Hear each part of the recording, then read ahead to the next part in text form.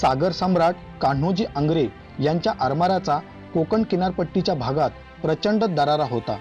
इतका की ज्यांनी ज्यांनी हा दरारा अनुभवला होता त्यांनी या आरमाराबद्दल आणि कान्होजींबद्दल काही वक्तव्य केली आहेत.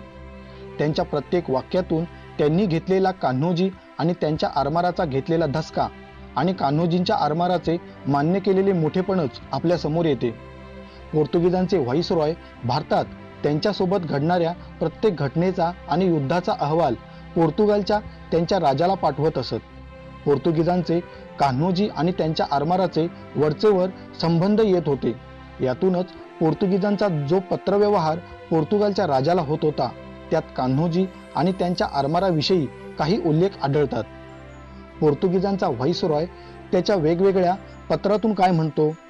आंग्रे हा बलाढ्य शत्रू असून त्याच्यामुळे चौलहून होणारा व्यापार जवळजवळ संपुष्टात आल्यासारखा आहे आणि उत्तरेतील समुद्रात आंग्र्यांच्या परवान्याशिवाय पोर्तुगीज व्यापारी जहाजांना व्यापार करणे अशक्य झाले आहे. आंग्र्यांनी एवढे सामर्थ्य उभारले आहे की त्यांचा सगळीकडे दरारा आहे. त्यांच्याशी युद्ध करून तो एका वर्षात नष्ट न झाल्यास सर्व राष्ट्रांना तो भारी पडेल. आंग्रे हा आमचा सर्वात मोठा शत्रू आहे. तो धनवान, बलाढ्य व समृद्ध आहे. त्याने आतापर्यंत कित्येक सावजांची शिकार केली आहे. त्याची मला भीती वाटते. कुलाबा मोहिमेदरम्यान आंग्र्यांनी कोणताही बदल केला नाही. तो काळजीपूर्वक वागतो. परवान्याशिवाय जहाज सोडत नाही. थोड्याशा बळावर मराठे आम्हाला धावपळ करायला लावणार असे वाटते. थोड्या सैन्यानिशी कान्होजी आपल्याशी टक्कर देतो, आपली फजिती करतो. आम्हाला समुद्रात फिरण्यासाठी फार मोठी अडचण निर्माण झाली असून कान्होजी आंग्र्यांना 7 लाख रुपये कर द्यावा लागत असल्याचे दुःखही पोर्तुगीज व्हाईसरॉय व्यक्त करतो. आंग्र्यांचे बळ पुष्कळच वाढले आहे. त्यांच्याशी टक्कर देणे हे धाडसच आहे. लुईस डी मेलो हा जनरल राजाला पाठवलेल्या पत्रात म्हणतो की युरोपियन व्यापाऱ्यांना लुटून कान्होजी आंग्रे वैभव संपन्न व बलाढ्य झाला आहे. त्याची ताकद जबरदस्त वाढली आहे. त्याने पश्चिम किनाऱ्यावर जरब बसवले आहे.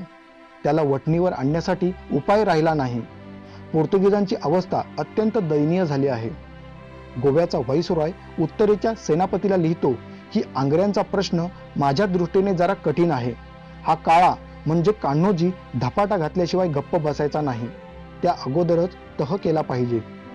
कान्होजींचे जेव्हा निधन झाले तेव्हा कान्होजींचा मृत्यू झाला असल्यास कळवावे असे गोव्याचा व्हाईसरॉय उत्तरेच्या सेनापतीला सांगतो. या एकाच वाक्यावरून पोर्तुगीज कान्होजींपासून सुटका व्हावी यासाठी कसे तळमळत होते हे आपल्या लक्षात येते. फ्रान्सिस ली हा ग्रंथकार म्हणतो की कान्होजींच्या आरमाराची शिस्त अतिशय प्रशंसनीय होती. लूट करायला न मिळाल्याने किंवा कोणाचा पगार थकल्यामुळे कोणीही बंड केल्याचे उदाहरण सापडत नाही. त्यांच्या आरमारात अत्यंत कार्यक्षम आणि हुशार दर्यावर्दी होते. ते स्वामिनिष्ठ आणि समाधानी होते. हे झाले पोर्तुगीजांचे. आता आपण इंग्रजांच्या नजरेतून कान्होजी कसे होते हे ऐकू. इंग्रजी अधिकारी विल्यम्स जेम्स कान्होजींच्या आरमाराच्या हालचालींचे कौतुक करताना म्हणतो की आंग्र्यांच्या जहाजावरचे लोक आपली जहाजे चालवण्याच्या कामी जेवढी मेहनत करतात, मेहनत करणारे लोक मी दुसरीकडे कोठेही पाहिलेले नाही. शिडे उभारण्यात, शिडे परतवण्यात, निशाणे उभारण्यात, जहाजे वेगाने नेण्यात आणि जहाजांचे वजन कमी करण्यात आंग्र्यांच्या लोकांचे जे कौशल्य आहे ते इतर आरमारात मी कधीही पाहिलेले नाही. जेम्स डग्लस म्हणतो की आंग्रे हा एखाद्या शार्क माशासारखा किंवा मगरीसारखा होता. तो पाण्यातून बाहेर येत असे, जमिनीवरून वेगाने सरपटत असे आणि सरपटता सरपटता जे जे हिरवं दिसेल ते गिळत असे. पुढे तो म्हणतो की आंग्र्यांना दहशत बसावी म्हणून आम्ही इंग्रजांनी कधी पोर्तुगीज, कधी सिद्धी तर कधी फ्रेंचांबरोबर तह करून आंग्र्यांचे किल्ले उद्ध्वस्त करण्याचा प्रयत्न केला. पण त्या किल्ल्यांचे तट दिमाखातच उभे होते. घेरियावर म्हणजे विजयदुर्गवर आम्ही हल्ला चढवला.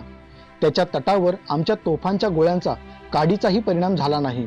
तेव्हा आम्हाला तोफांचे गोळे कापसाचे किंवा लाकडांच्या भुशांचे तयार केले असल्याचे वाटले.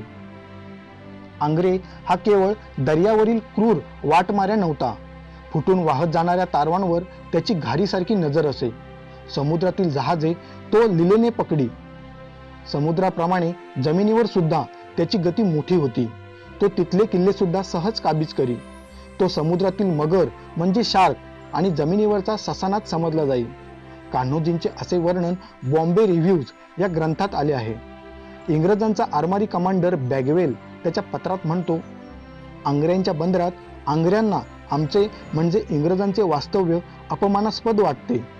इंग्रजी सैन्य त्याच्या विरुद्ध लढण्याइतके सामर्थ्यवान नाही. आंग्र्यांशी लढा देताना इंग्रजी आरमार गुंतवून ठेवणे हे आम्हाला शक्य नाही. तो बलवान शत्रू आहे. तुमच्या कल्पनेपेक्षा तो अधिक सामर्थ्यवान आहे. कंपनीने त्यांचा एक अधिकारी रेनॉल्डला अशा सूचना दिल्या होत्या की कोणत्याही प्रकारे कान्होजींना धमकावू किंवा चितावू नका. कान्होजींची एवढी दहशत इंग्रजांनी घेतली होती. ग्रोस म्हणतो की कान्होजींचे प्रशासन अतिशय शिस्तीचे होते. शिक्षा करण्यात तो कठोर होता, तितकाच तो मृदू होता. आपल्या सैनिकांबरोबर तो अतिशय मोकळेपणाने वागे.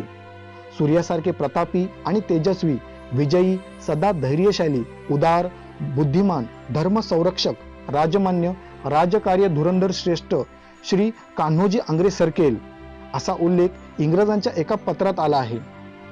एक इंग्रजी लेखक म्हणतो की पोर्तुगीज व इतर व्यापाऱ्यांना घालवून पश्चिम किनाऱ्यावर बंदरे व किल्ले बांधून तो एक स्वतंत्र राजाच झाला आहे. ह्याच लेखकाने कान्होजींना चोर असे म्हणून निंदा केली असली तरीही त्याला कान्होजींना राजा म्हणावे लागले होते.